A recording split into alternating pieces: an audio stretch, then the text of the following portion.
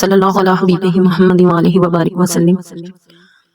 آج شیطان کے کیسے بنا اس کا تیسرا حصہ بیان کرتے ہیں۔ حضرت کعب بن احباب رضی اللہ تعالی عنہ بیان کرتے ہیں کہ عزازیل 40,000 سال تک جنت کا خزانچی رہا اور 80 سال تک وہ فرشتوں کے ساتھ رہا اور 20,000 سال تک فرشتوں کو تعلیم و تربیت دیتا رہا۔ اس کا مقام اللہ تعالیٰ کی بارگاہ میں اتنا زیادہ ہو گیا کہ حضرت جبرائیل علیہ السلام، حضرت میکائیل علیہ السلام، حضرت اسرافیل علیہ السلام بھی اس سے تعلیم و تربیت حاصل کرتے تھے۔ اللہ تبارک تعالیٰ اس کائنات کا حقیقی مالک ہے، اس سے کوئی بھی چیز پوشیدہ نہیں ہے۔ اللہ تبارک تعالیٰ کو اس بات کا علم تھا کہ یہ عزازیل ایک دن میرے حکم کو جھٹلا دے گا اور اس کا خاتمہ کفر پر ہوگا۔ چنانچہ ایک دن عزازیل کا گزر لوح محفوظ کے قریب سے ہوا تو عزازیل نے لوح محفوظ پر دیکھا جس پر لکھا ہوا تھا کہ میں شیطان مردود سے اللہ کی پناہ مانگتا ہوں۔ اس تحریر کو پڑھنے کے بعد تقریباً 2000 سال تک عزازیل روتا رہا اور اللہ تبارک تعالیٰ کی عبادت میں مصروف رہا۔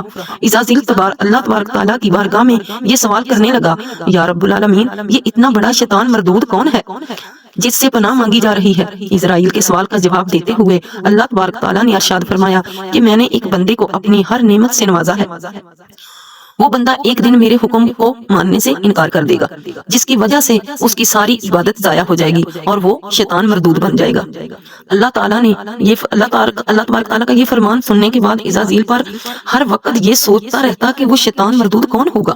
چنانچہ عزازیل نے اللہ تبارک تعالیٰ سے کہا کہ یا رب العالمین، میں اس شیطان مردود سے ملنا چاہتا ہوں۔ تو اس وقت اللہ تبارک تعالیٰ نے عزازیل کو فرمایا کہ تم جلد ہی اس بندے کو دیکھ لو گے۔ پھر اس کے بعد اللہ تبارک تعالیٰ نے فرشتوں میں یہ اعلان کیا کہ میں زمین پر اپنا خلیفہ مقرر کرنے والا ہوں۔ عزازیل کو جب اس بات کا علم ہوا کہ اللہ تبارک تعالیٰ ایک ایسے انسان کو پیدا کرنے جا رہا ہے جس کے پتلے کو بنانے کے لیے آسمانوں اور زمینوں سے مٹی کو اکٹھا کیا جا رہا ہے، تخلیق آدم علیہ السلام۔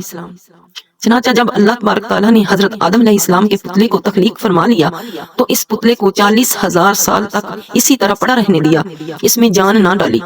چنانچہ جب فرشتے حضرت آدم علیہ السلام کے پتلے کے قریب سے گزرتے تو بہت حیرت زدہ ہو کر اس کو دیکھتے، اور جب عزازیل کا گزر حضرت آدم علیہ السلام کے پتلے کے قریب سے ہوتا تو یہ نفرت کی وجہ سے حضرت آدم علیہ السلام کے پتلے کو اذیت دیتا، کیونکہ عزازیل یہ سمجھتا تھا کہ اللہ تبارک تعالیٰ کے خلیفہ بننے کے لائق صرف میں ہی ہوں۔ آج اتنا ہی، وآخر دعوانا ان الحمدللہ رب العالمین۔